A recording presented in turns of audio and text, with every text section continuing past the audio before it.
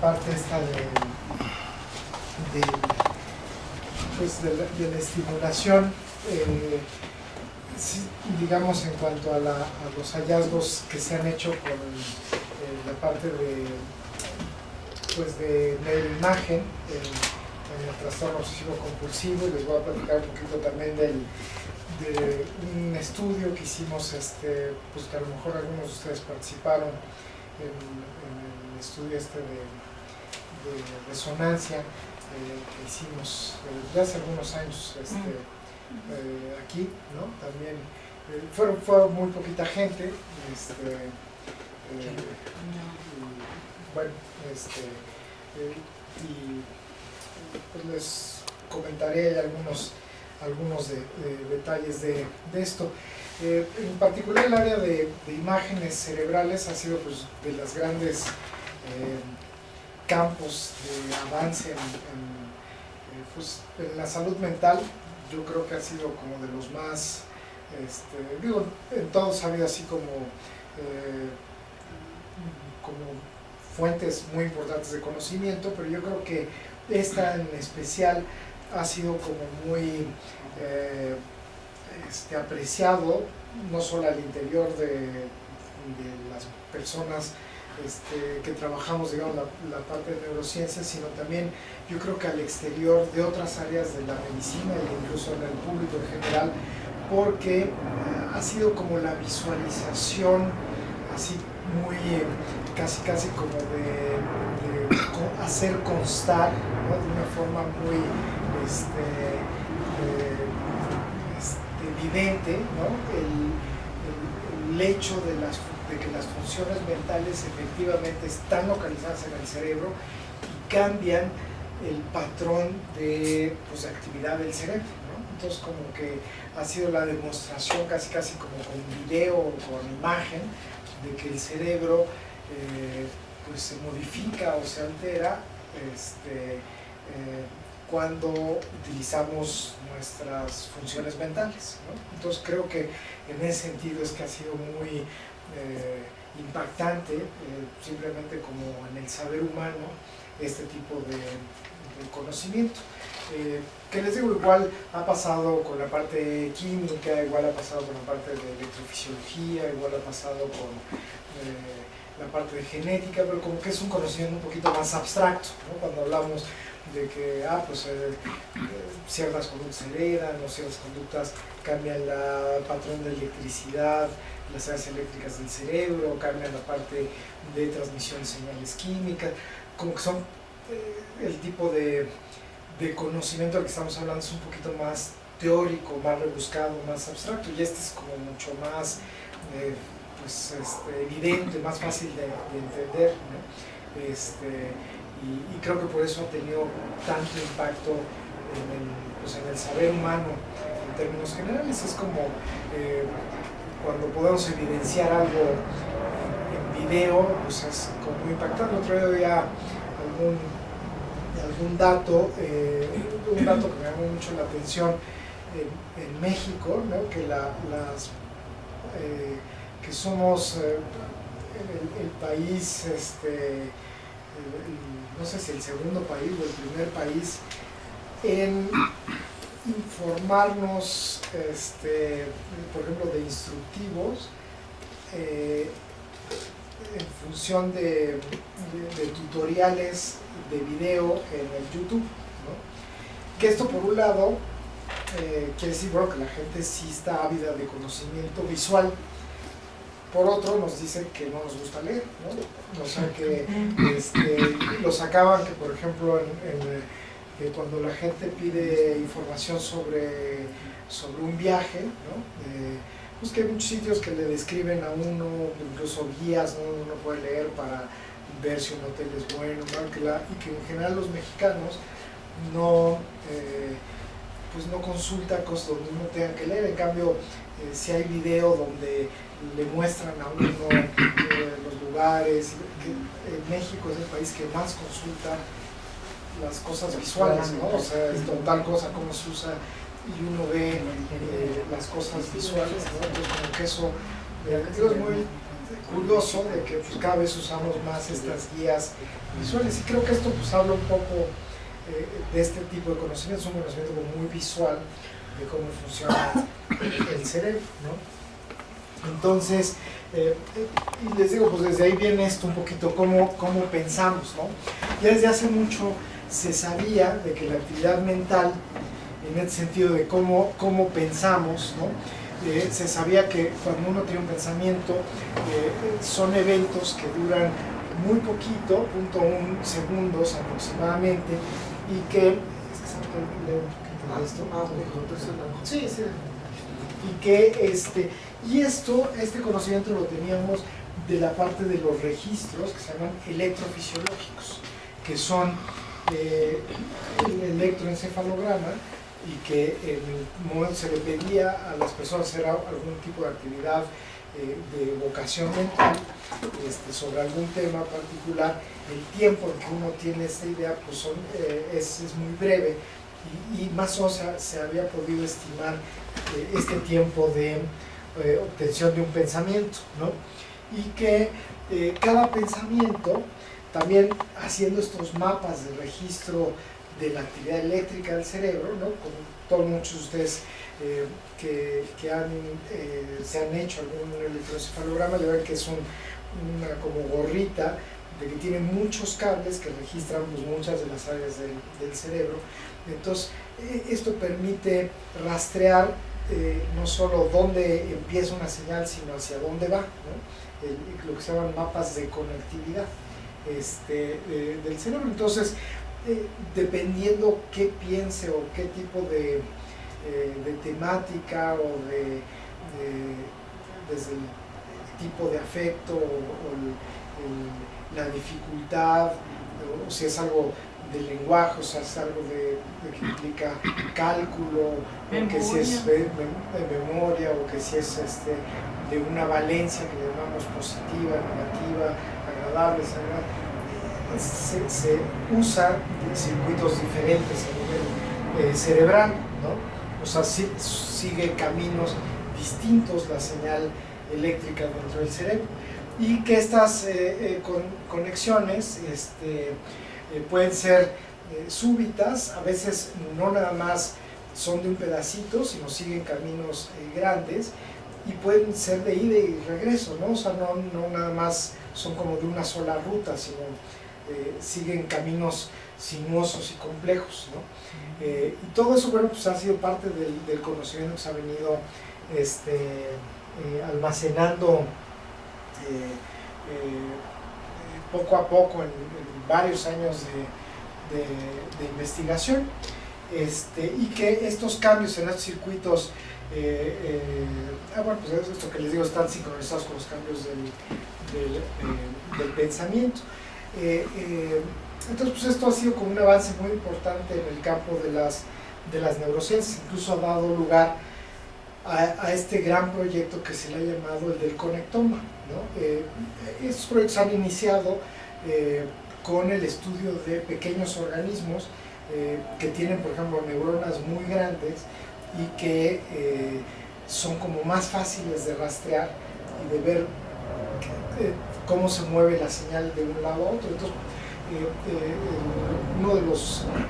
hay un molusco que se llama Plicia, que es donde se han hecho muchos de estos estudios, y que es como una babosa de mar, digamos, ¿no? Que es como un gusano en el mar, y que justo tiene como funciones muy elementales, o sea, que come, se mueve, reacciona ante ciertos estímulos pues digamos agresivos, o sea, puede aprender pequeñas tareas, ¿no? Es un organismo sencillo, y que pero se ha podido como condicionar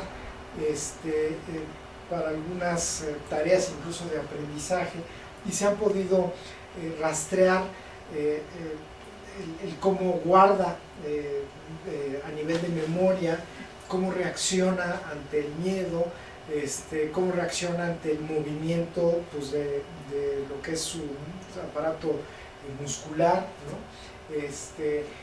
Y se ha podido establecer esos esa conectividad a nivel del sistema nervioso. Y dado que son neuronas grandes, se pueden medir, entonces se tienen contabilizadas, creo que tiene 200 neuronas, comparadas con los miles de neuronas que tenemos, ¿no? Pero pues fue el poder modelar que era posible el hacer este conectoma en ese molusco, y de ahí pues hoy día lo que el gran reto es establecer el conectoma del cerebro humano, o sea, poder rastrear pues todo lo que pasa en el cerebro, en todos los pensamientos, en todas las emociones, que pues, evidentemente no ha pasado, ¿no? Pero esa es una de las grandes metas en que se está trabajando, ¿no? Incluso en términos de percepción, este cuadro medieval que se ha usado mucho como un reto de percepción, ¿no? Que a uno le piden, bueno, ¿qué ven ahí? ¿Cuáles son los elementos que uno distingue, ¿no? Y evidentemente cuando uno tiene una primera impresión de esto, pues es algo como muy lleno de pues, detallitos y de cosas, ¿no? Y cuando evidentemente ya se lo señalan, ¿no? Es como cuando uno toma un tour, ¿no?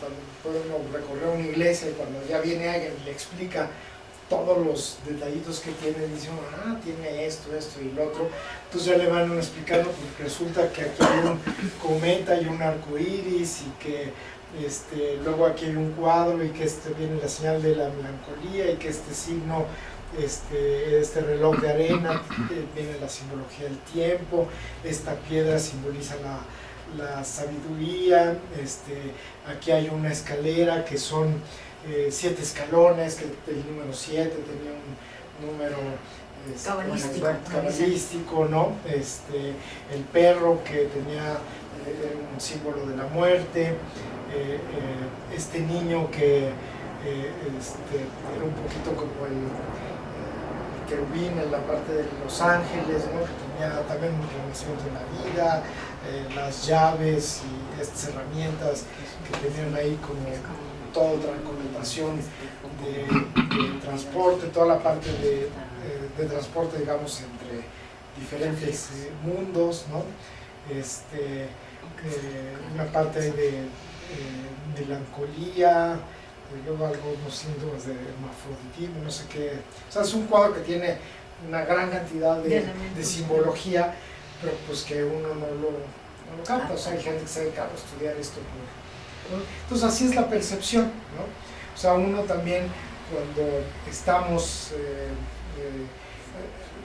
tenemos a veces lo que llamamos el modo default, ¿no? Como que estamos en la calle y podemos estar como lo que se llama percepción consciente, que creemos que estamos captando una serie de cosas, y hay una serie de elementos que a lo mejor medio estamos alerta y realmente estamos percibiendo muchísimas más situaciones, pero es que luego en los sueños nos vienen una serie de percepciones adicionales que a lo mejor sí nos impactaron, pero que por la velocidad con que no las asimilamos, pero que luego nos afloran, ¿no?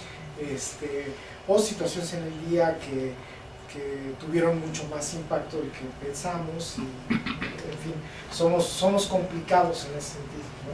Y hay muchos más elementos que están todo el tiempo funcionando, ¿no? Y esto, les digo, pues se pone a pensar, aquí nada más es lo visual, pero pues tenemos vista, oído, olfato, tacto, más aparte percepciones complejas, ¿no? Como si algo nos va, en el TOC, por ejemplo, que es una exageración de aquello que nos puede dañar en general, ¿no? O sea, muchas de las ideas obsesivas tienen que ver con una, o sea, todos percibimos lo dañino, es un instinto natural de sobrevivencia, pero en el TOC está como mucho más abierto ese canal de percepción de lo dañino, ¿no? Y dependiendo de cada quien, ya temática puede ser hacia ciertos temas, ¿no? O checar, o lavado, etcétera, pero en general es la percepción del daño que está magnificada, ¿no? Entonces, bueno, muchas de las funciones ejecutivas, de las funciones mentales superiores, aquí se hace la similitud como si fuera el gobierno de la persona, ¿no? Que se habla del poder ejecutivo, que es la prueba de realidad, la parte de responsabilidad, propositiva, asertiva, el legislativo, que es lo que da la flexibilidad, cooperador, que es lo que está como regulando, negociando, ¿no? Y el que juzga, la parte de analizar, introspección, intuición, ¿no? O sea, todos esos elementos junto con la percepción pues entran en juego en todo esto que le llamamos pensamiento. ¿Qué áreas se activan? O sea, todo eso pues finalmente se está llevando a cabo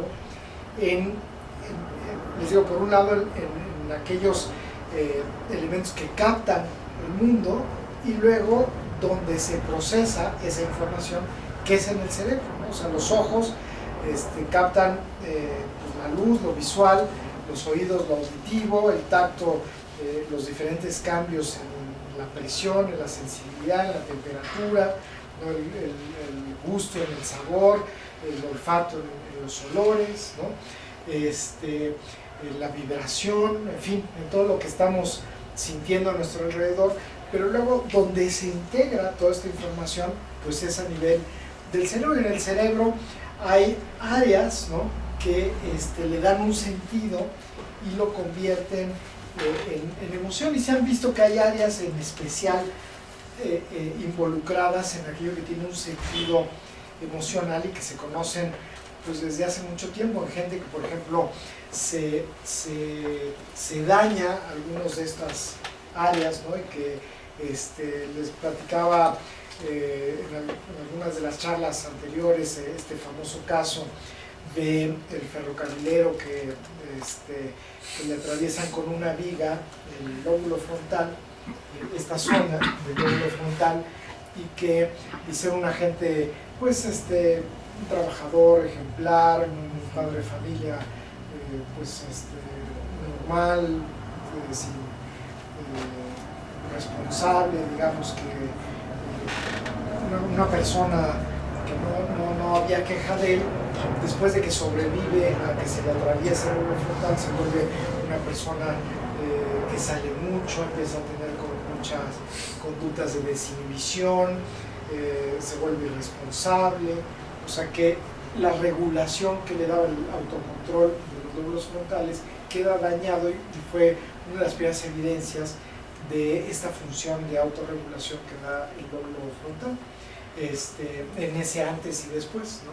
Entonces es lo que le llaman la corteza prefrontal, que es el cerebro, la parte anterior, y se han visto pues el hipotálamo, que esta región a la mitad del cerebro tiene una función muy importante, sobre todo es el centro de la memoria, es una parte muy importante que regenera neuronas, la amígdala, que tiene que ver con el proceso sobre todo del enojo y de la ansiedad, y el cíngulo, ¿no? Que es esta parte que da así como toda bueno, está en esta región, pero como que comunica casi todo el cerebro, y que tienen importantes funciones en toma de decisiones, en la conectividad de los hemisferios, en muchas funciones del humor, en lo que es la repetitividad, ¿no? Se ha involucrado mucho también justo en el TOC, ¿no?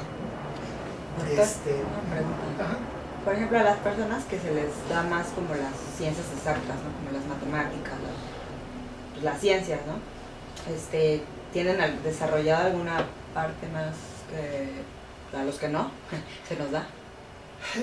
No, o sea, sí se han descrito algunos cambios, sobre todo a nivel de función, ¿no? En algunas áreas, a nivel de morfología, no, pero sí de función, ¿no? Ahorita justo vamos a entrar en eso.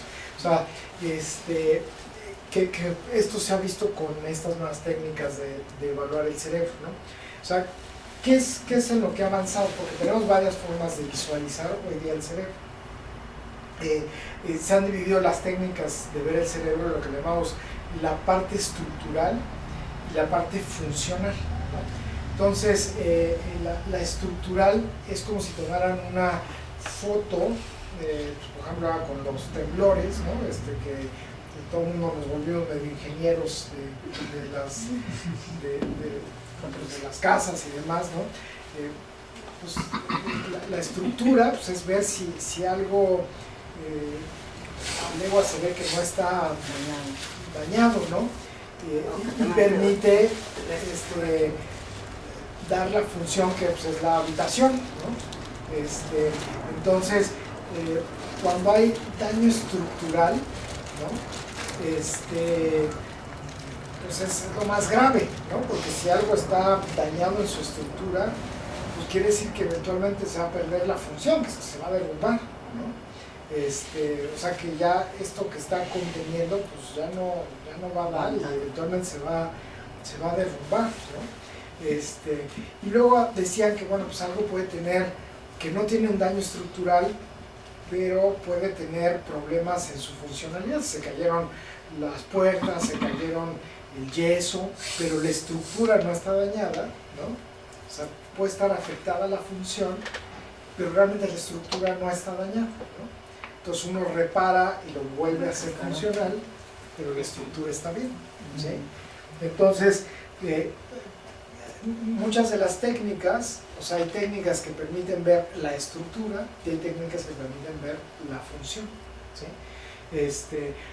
Por ejemplo, en el corazón, ¿no? Si uno toma una placa de tórax, es como si tomaran una foto, pues que simplemente es transparente, la radiografía. Entonces uno puede tomar una fotografía del corazón. Entonces una fotografía del corazón pues les dice si el corazón a lo mejor está crecido, o sea, está más grande su tamaño, está más pequeño. En el caso de que haya un tumor, ¿no? Pues si tiene una bola, no tiene una bola. O sea, pueden ver si hay daños en su estructura. Pero no les va a decir mucho de la función. Claro, si un corazón tiene un tumor, pues lo más posible, lo más probable es que esté dañada su función. O sea, algo tiene un daño en su estructura, probablemente esté dañada su función, ¿no? Un corazón está muy grande, seguro está dañada su función. Pero la estructura pues, simplemente les da una imagen de cómo está la forma, pero no les dice la función.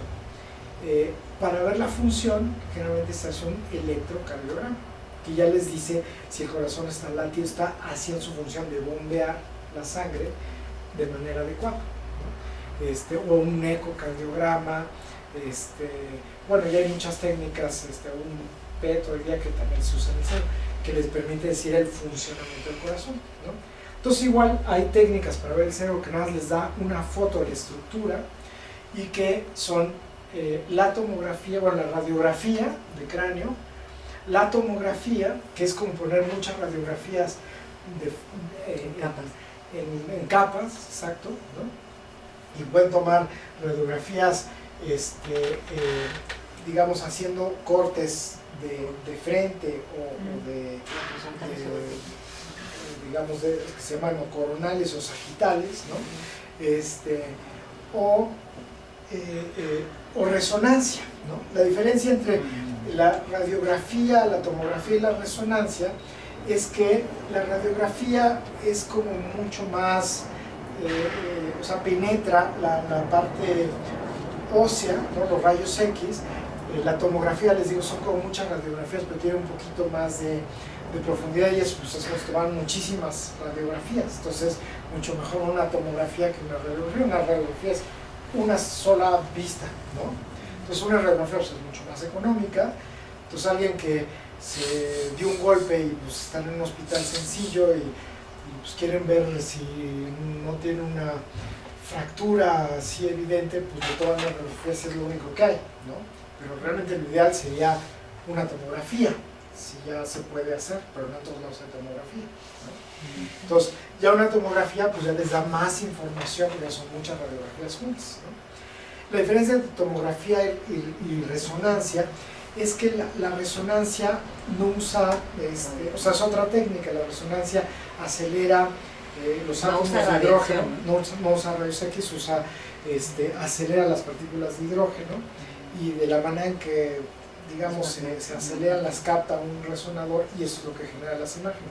Entonces, la resonancia, que les digo, ya las técnicas son más sofisticadas, pero permite visualizar a veces más la parte del tejido, ¿no? Y antes decía, la tomografía es mejor para ver las partes de hueso, ¿no? Y la resonancia permite ver más la masa, ¿no? La masa encefálica o los líquidos, porque el cerebro tiene la gelatina, el cerebro, y tiene vacíos, o sea, espacios donde hay líquido, ¿no? Entonces, la tomografía puede uno ver bien estos espacios que están, lo negro es aire, ¿no?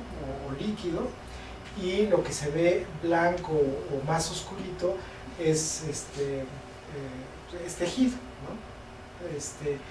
Y les digo, y esto pues es como eso, y lo que se ve muy blanco es hueso, ¿sí? Muy blanco es hueso, porque es lo que no pasa, los rayos X, ¿no? Como por ejemplo acá, ¿no? Los dientes, pues no pasan los rayos X, o si hay metal, por ejemplo, ¿no? Pues si el metal choca con el rayos X y luego se ve muy blanco, ¿no?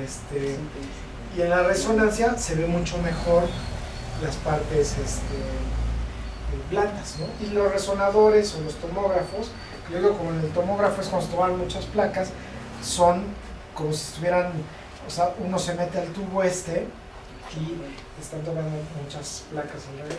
¿En la tomografía? En la tomografía, en la resonancia, funciona igual. O sea, al principio es como si el círculo está tomando las placas, o sea, muchas fotos alrededor de la cabeza. Por eso no se mete. ¿En qué casos se usa la tomografía y en qué casos la resonancia? Dependiendo que sospecho uno, generalmente los traumatismos craneoencefálicos, problemas donde hay hidrocefalias, ¿no? Tumores, ¿no? En tumores uno usa más la resonancia. En general mucha gente usa resonancia. La resonancia es más cara, ¿no? Pero la tomografía también puede detectar tumores. Sí, ¿no? Sí. O sea, las dos técnicas, digamos, tienen mucho traslape, ¿no? Entonces, generalmente uno puede usar ambas, o uno puede usar directamente la resonancia y casi hace lo mismo que la tomografía, ¿no? Pero es más precisa la resonancia. Pues depende de la indicación o lo que uno esté buscando, ¿no? Y aparte uno puede agregar, por ejemplo en la tomografía uno puede agregar lo que llaman el medio de contraste. O sea, el medio de contraste, así como se ven esto marcado, si uno mete en las venas algo que haga ver los vasos sanguíneos oscuros, ¿no? O sea, una sustancia que no deje pasar la radiación, digamos, ¿no? Entonces, por donde va circulando, no va a pasar, y entonces se ven blancas toda la parte de las venas y las arterias, entonces permite ver muy bien toda la parte. Entonces, si una arteria está tapada, pues se ve muy clarito pues, donde no está circulando. Entonces ahí ayuda mucho si hay medio de contraste. El medio de contraste también uno puede hacer reacción al medio de contraste. Y también se puede usar con la resonancia. Entonces, hay muchas técnicas. ¿Para detectar el TOC es resonancia o...? Ahorita vamos a ver lo que se ha encontrado con el TOC. O sea, no se usa ninguna, eso es lo que les voy a decir, en ninguna se usa como estudio clínico, ¿no? O sea, ¿por qué? Porque el problema es que todo lo que se ha usado son estudios de investigación. Entonces lo que se ha usado se comparan muchas personas con TOC contra gente que no tiene TOC, lo que se llama estudio de casos contra controles. Y cuando se comparan casos contra controles hay diferencias en diferentes métodos de estructura, función, o sea, sí hay diferencias anatómicas y funcionales entre el TOC y los controles, ¿no? Pero estas diferencias son pequeñitas, ¿no? Que los ven cuando se comparan mucha gente que tiene el TOC contra gente que no lo tiene. Pero si ustedes lo quieren hacer a una persona, y hoy día no hay, le llaman bases de cerebros normales, o sea, bases normalizadas de, digamos, lo que sería un cerebro normalizado de una imagen de tomografía de alguien que no tenga nada, digamos, ¿no? O sea, que contra que se pudiera comparar y dicen, pues alguien con TOC y lo comparo contra esta imagen normalizada para que me diga qué tiene. Eso se ha empezado a hacer con Alzheimer, se ha empezado a hacer para poder sacar, pues hay una atrofia del hipocampo, entonces se han empezado a hacer mapas de cuánto es la medición normal del hipocampo. Entonces se hace una resonancia del hipocampo y se puede comparar contra lo que uno esperaría que midiera en una persona de tanta edad y demás, y se saca la proporción y podemos decir, hay atrofia del hipocampo, ¿no? Y entonces decir, esta atrofia del hipocampo puede corresponder a un Alzheimer, ¿no? Entonces está empezando a hacer eso, pero pues varía muchísimo si el cerebro, pues así como les digo, las tallas, ¿no? Si estos lo hacen en Estados Unidos, lo hacen en Alemania, no necesariamente nuestra anatomía es igual que la de ellos, ¿no? Entonces se ha empezado a hacer en países del primer mundo. Entonces vamos a tener que sacar un atlas de imágenes, así como atlas de pues, medidas externas, pues tenemos que sacar las internas de mexicanos pues, para poder comparar eso. Entonces tiene que salir esta poco a poco, ¿no? Apenas están haciendo este tipo de cosas. O sea, atlas de neuroimagen, para justo poder tener, y alguien que tiene esta enfermedad, cómo se vería. Entonces, hoy día que ya está saliendo, pues cuando se compara en grupos justo de personas que no lo tienen, se ven diferencias, ¿no? Pues ya lo ideal sería hacerlo en la población, pero entonces lo que se necesitan sería construir cuál sería el mapa normal de la población. Sí, como un prototipo sobre el que comparar de acuerdo ya nada más específicamente al organismo mexicano, podríamos decir, ¿no? Porque lo que puede, como dice usted, las tallas, ¿no? O sea, en Estados Unidos sabe qué es 4XX, Sí. para extra large, sí, ¿no? Para cuatro partidas, ¿no? Sí, algunas cosas lo aplicarán, pero en otras que es muy difícil. Claro, ¿no? sí, pero como para poder tener el parámetro de comparar a un diagnóstico sería como muy aventurado, ¿no? Exacto. Con esos atlas que no son el estándar mexicano. Sí, hay algunas cosas, ¿no? de que la gente sí lo está empezando a hacer, pero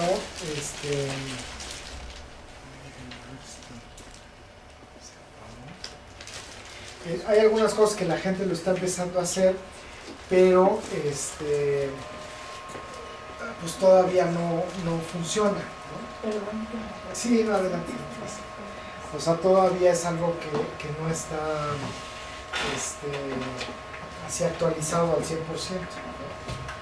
Entonces, pues es un trabajo que está en proceso. Entonces, Y la serotonina, doctor, por ejemplo, en la cuestión de la tomografía que ve líquidos, no serviría una tomografía porque es neurotransmisor, ¿verdad? O sea, no es en sí líquido. ahorita vamos ahí.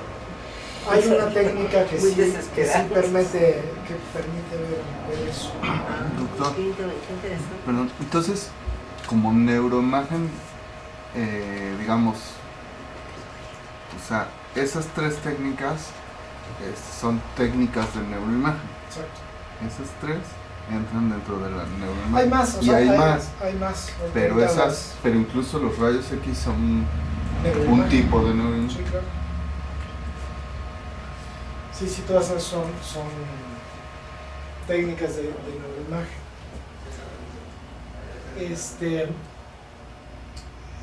Y esto es bueno lo que les decía, ¿no? Algunos de los cortes, ¿no? El foco está apagando. Está conectado. No se da cuenta congelado, doctor, y a lo mejor No, es como el foco que se está apagando. Se los muestro aquí, aunque no se ve tan bien, pero es que de repente se calienta. no sé por qué. A ver si ahorita que se me fríe. Bueno, aquí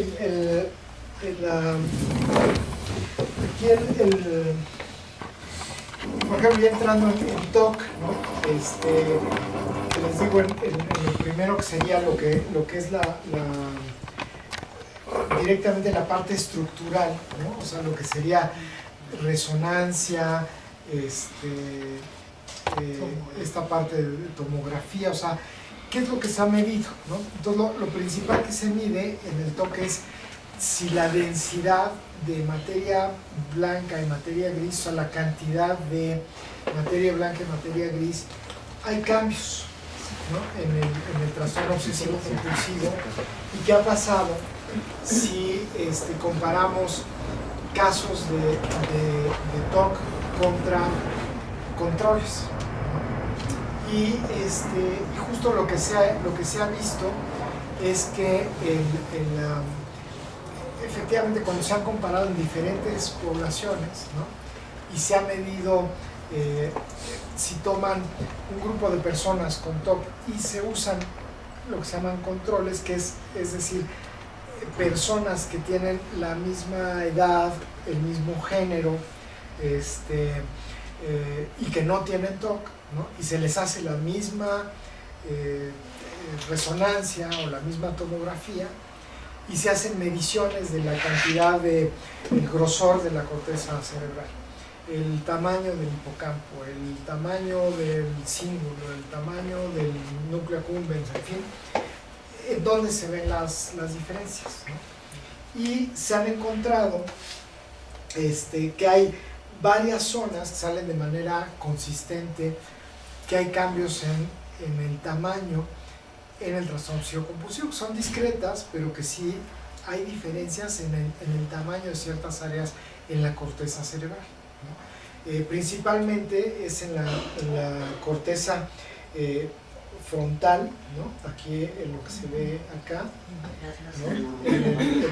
En otra área, el lóbulo frontal, ¿no? En el lado, sobre todo más hacia el lado derecho, y algunos cambios también en este circuito que se llama estriado, que va como más del centro hacia el lóbulo frontal, ¿no? Que es donde más se ha visto que se dan estas diferencias. Este es el estudio que hicimos, les digo, aquí en México, ahorita está apenas en evaluación, que igual pusimos características neuroanatómicas de pacientes con trastorno obsesivo compulsivo, y justo lo hicimos para ver si en personas mexicanas había también un poco estas diferencias, ¿no?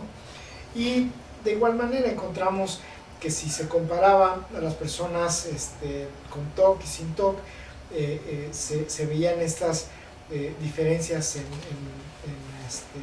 corteza cerebral, ¿no? En el lóbulo frontal igual, ¿no? Se habían encontrado estas distinciones. Aquí en amarillo aparecen las diferencias en materia gris y materia blanca, son las zonas en donde se encontró. En rojo es donde realmente se dieron las diferencias entre casos y controles, ¿no? ¿Qué pasó? Son consistentes con la que se ha encontrado en la literatura, ¿no? O sea que es como bastante parecido, digamos, ¿no? entre uno y otro. Entonces, ¿Esta es una resonancia? Es una resonancia, están puestas, digamos, como todas las imágenes parejas, y aquí lo que se hace es un programa que hace la resta entre las imágenes de las personas con TOC menos el volumen de la imagen de las personas sin TOC. Y entonces a la resta se le pone un color, ¿no? Y entonces ya sale el rojo, amarillo, donde se encuentran las diferencias. O sea que es una técnica como de investigación. Y es lo que sale ahí. Esta es otra técnica que se le ha llamado tractografía. Esta técnica lo que permite es teñir los tractos de materia blanca. O sea, los tractos de materia blanca es, la materia blanca es, o sea, la materia gris es así un poquito lo que forma las circunvoluciones, digamos, es realmente como la parte más gelatinosa, ¿no?, del cerebro. Y lo que le da como consistencia a lo que es así como o sea, como que si el cerebro fuera una gelatina y tuviera como ramitas, y lo que le da a estas ramitas de donde se adhiere lo que es la gelatina del cerebro, ¿no?, digamos, las bolitas de gelatina es la materia gris y las ramitas son estos tubitos que es la materia blanca. Entonces, como si fuera una red que como si fuera una red que la sostiene, gelatina. exactamente. Entonces, la red, que también es importante porque la materia blanca es como que lo que le da sostén, ¿no?, y que también por ahí viajan señales nerviosas, digamos, ¿no?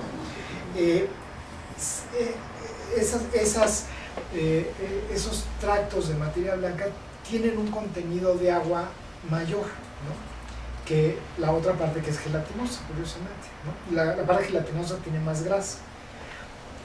Y entonces, tomando ese contenido de agua, por una técnica ahí media complicada que se llama anisotropía de tensor de difusión, que es una técnica que la física es, pues, muy compleja, ¿no?, que no lo entiendo bien, pero lo que hace es que tiñe, da diferentes densidades dependiendo de la cantidad de agua comprimida que tienen esos tubitos.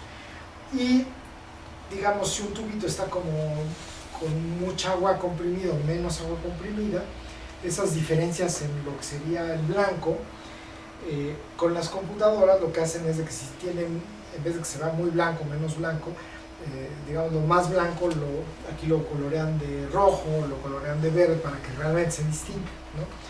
Y entonces permite distinguir los diferentes tractos de materia blanca o materia gris. Entonces da una idea de la conectividad de la materia blanca, ¿no? Y esa conectividad, les digo, se llama tensor de difusión. En inglés le llaman DTI, ¿no? Que es Diffusion Tensor Imaging, ¿no?, que es por lo que se conoce. Entonces se han hecho prácticamente en todas las enfermedades pues, psiquiátricas, neurológicas, esa técnica, y con esto de la anisotropía fraccional, o esta de difusividad de la materia blanca, y se ha visto que la cápsula interna y el cíngulo son las regiones que más marcan la diferencia en el trastorno obsesivo compulsivo, ¿no?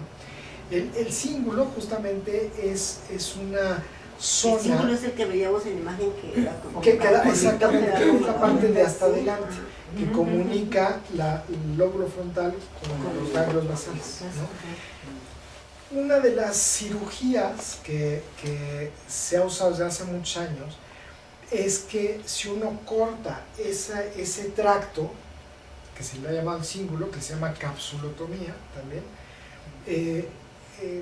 que es cortar como la comunicación entre el lóbulo frontal y los ganglios basales, lo que se llama el sistema límbico, ¿no? Mejoran los síntomas de TOC, pero tiene muchos efectos colaterales, porque es, pues, realmente una operación muy drástica. O sea, es cortar, pues, todo es como si a uno le, no sé, le duele el nervio que le da sensibilidad acá, le dicen, pues para que no le duela, le corto el nervio. Ya no siente el dedo, pero... Ya no siente el dedo. Es un poquito la lógica, ¿no? Entonces, si aquí está demasiado con el pensamiento, pues le corto el nervio que le está dando el pensamiento repetitivo, ¿no? Pero va a afectar otras muchas Claro. funciones que también están unidas al cíngulo.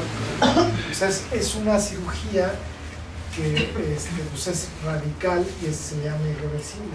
Entonces, de ahí ya se ha abandonado un poco esas cirugías y se ha ido a lo que se llaman, el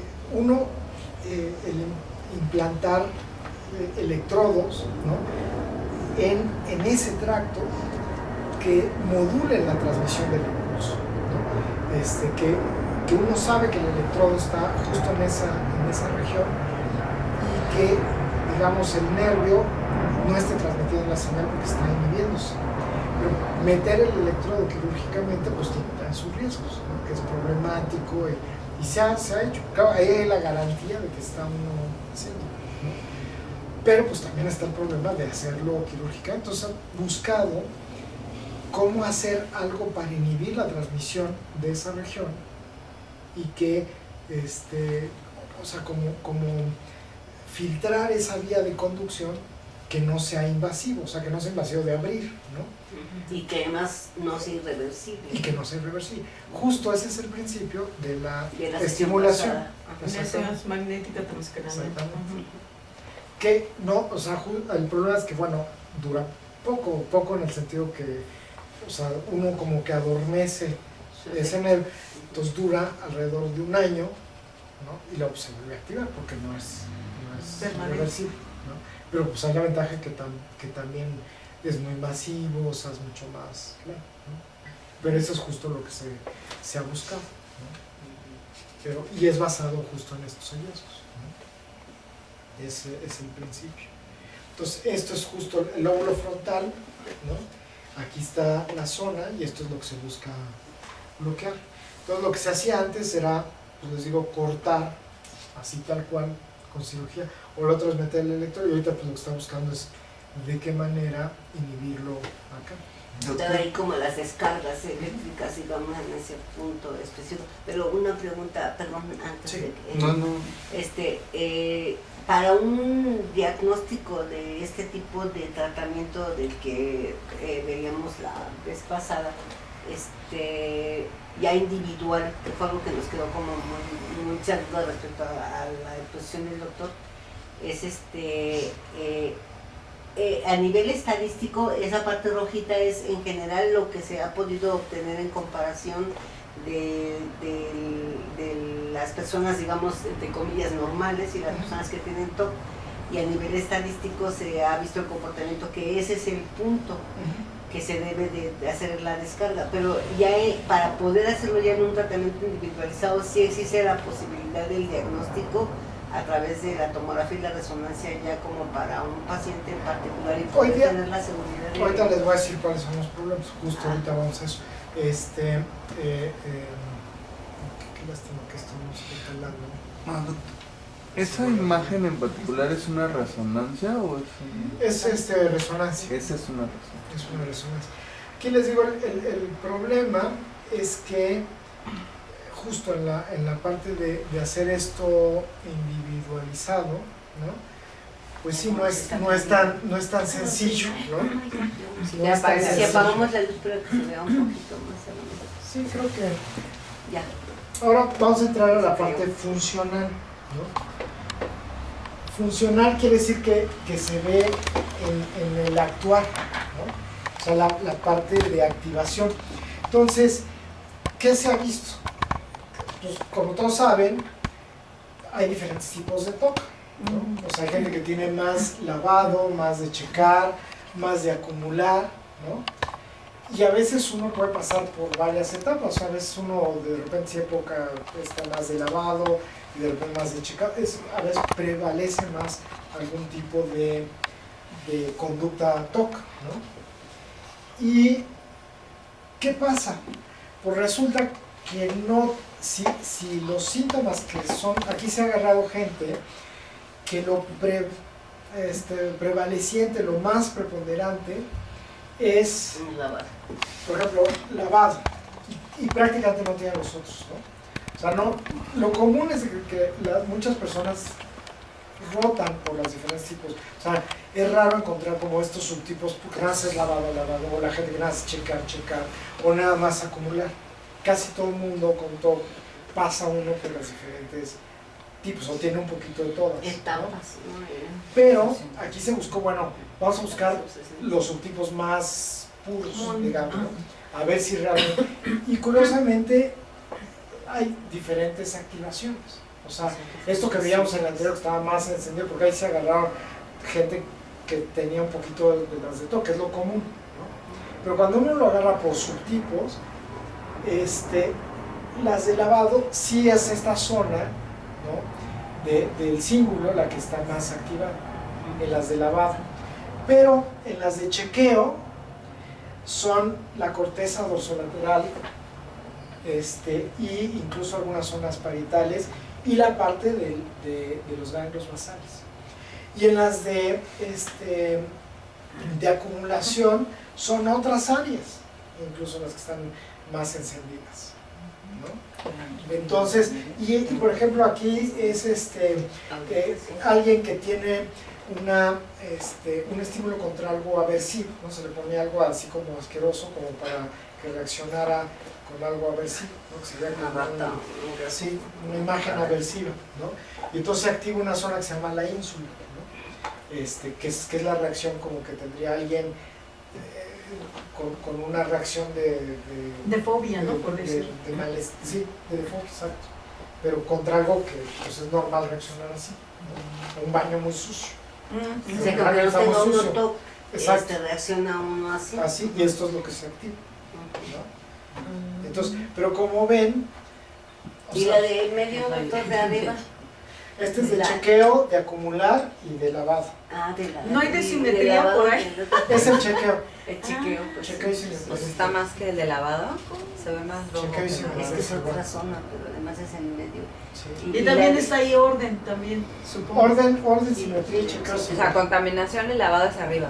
Y contaminación, lavado. Y el de abajo, el segundo doctor. Es acumular. No, pero el Estas tres son de lo mismo, estas tres lo que pasa ok. es de arriba, lateral y de ok. frente. O sea, Entonces, como ven, O sea, el de abajo, A el la de ver hora abajo de- es lo normal. y este todo es el mundo el tiene control aversión normal con al aversión. síntoma, ¿no? Ajá. pero Y ya los otros tres son todo con lo que- o sea, esto es lo que tuvieron el grupo control sin TOC, para presentar una imagen aversiva. que es una reacción natural, ¿no? Sí, sí, sí. Entonces, justo, ¿A dónde les hace la descarga? pues imaginen a alguien de que lo programan a cirugía para el cíngulo y más bien es un acumulador, no le va a servir de nada. Claro. O alguien que le van a hacer cirugía y tiene checar. Pero no se puede ver eso antes de la cirugía. Pues En hoy la día caja que lo no se- sabemos, ¿no? sí, Ah, pero antes Antes. se hicieron muchísimas que no se iban para nada. Por eso es importante ese tratamiento de las descargas, porque ese sí es reversible. Exactamente. O sea, no pasa de que se equivoquen de Pero estimular donde aparte, no bueno, es, ¿verdad? este tipo de imágenes, la resonancia funcional, hoy día no se hace más que para investigación, no se hace en la clínica. O sea, O sea, todavía esto- no es individual. No, la resonancia hoy día, porque ustedes van a CT scanner, ¿no? Hay resonancia funcional, pero